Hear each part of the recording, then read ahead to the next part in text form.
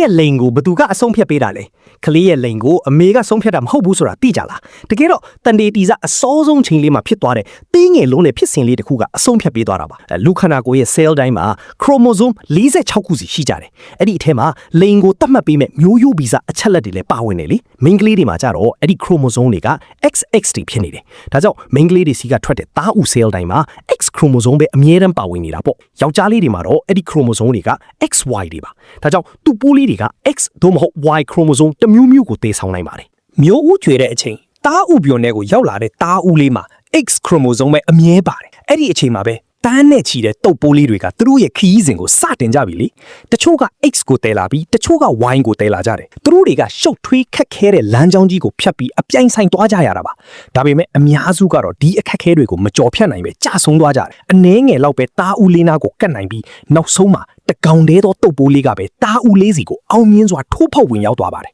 အကယ်၍အဲ့ဒီရောက်သွားတဲ့တုပ်ပိုးလေးက X chromosome ကိုတည်လာတယ်ဆိုရင်တော့ XX ဖြစ်သွားပြီး main ကလေးဖြစ်လာမှာပါတကယ်လို့ Y chromosome ကိုတည်လာတယ်ဆိုရင်တော့ XY ဖြစ်သွားပြီးယောက်ျားလေးဖြစ်လာမှာပေါ့အဲ့ဒီလိုပေါင်းဆက်သွားတဲ့အချိန်လေးမှာပဲ DNA တွေပေါင်းစည်းသွားပြီးလုံးဝကိုထူးခြားတဲ့အသက်ကတော်လေးတစ်ခုစတင်ဖြစ်ပေါ်လာပါတော့တယ်အဲ့ဒီပထမဆုံး cell လေးတစ်ခုကနေစပြီးအရာအားလုံးကိုအပိသတ်ဆုံးဖြတ်ပေးလိုက်တာပဲဖြစ်ပါတယ်